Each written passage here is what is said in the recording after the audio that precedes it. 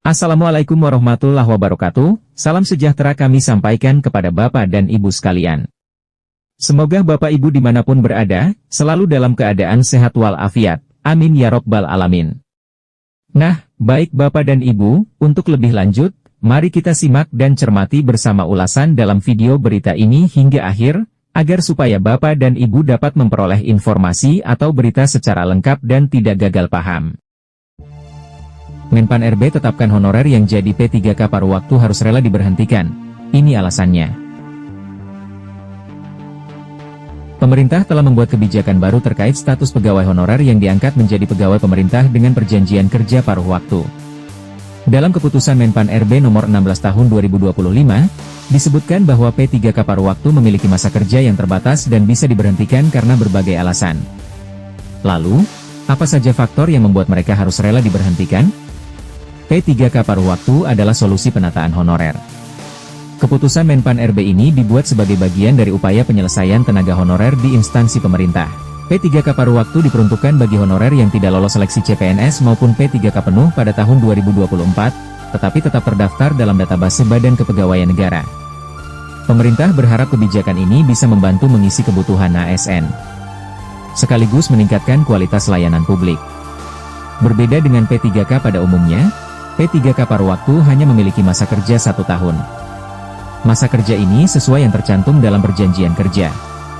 Perpanjangan kontrak pun tidak otomatis dilakukan, melainkan harus melalui evaluasi kinerja yang dilakukan setiap triwulan dan tahunan. Jika hasil evaluasi menunjukkan kinerja yang buruk, maka kontrak kerja tidak akan diperpanjang. Hal ini menjadi salah satu alasan utama mengapa banyak P3K paruh waktu nantinya bisa diberhentikan. Tahapan pengangkatan honorer menjadi P3K paruh waktu. Proses pengangkatan honorer menjadi P3K paruh waktu dilakukan melalui beberapa tahapan berikut. 1.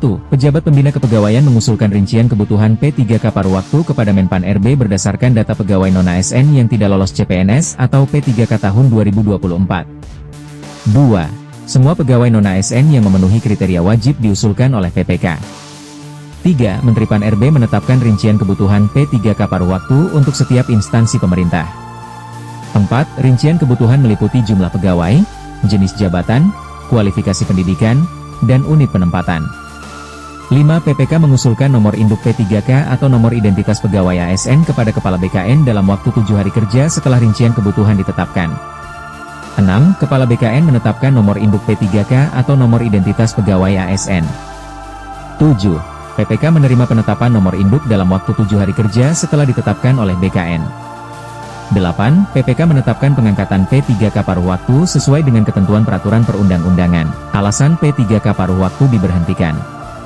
Selain evaluasi kinerja yang menentukan kontrak kerja pegawai, ada beberapa alasan lain yang bisa membuat P3K paruh waktu diberhentikan, antara lain: diangkat menjadi P3K penuh atau CPNS, mengundurkan diri, meninggal dunia, melanggar peraturan atau disiplin berat, terdampak kebijakan pemerintah, tidak sehat jasmani atau rohani, terlibat tindak pidana, terlibat dalam politik. Bagi honorer yang tidak ingin diberhentikan, pastikan memenuhi syarat untuk perpanjangan kontrak kerja. Itulah keputusan final Menpan RB terkait dengan status honorer yang diangkat sebagai P3K paruh waktu. Untuk mengetahui update berita terbaru terkait tenaga honorer, jangan lupa untuk terus ikuti perkembangannya dalam channel ini, dengan cara tekan tombol subscribe. Demikian informasi atau berita singkat yang dapat kami sampaikan, semoga bermanfaat buat Bapak Ibu sekalian, sampai jumpa.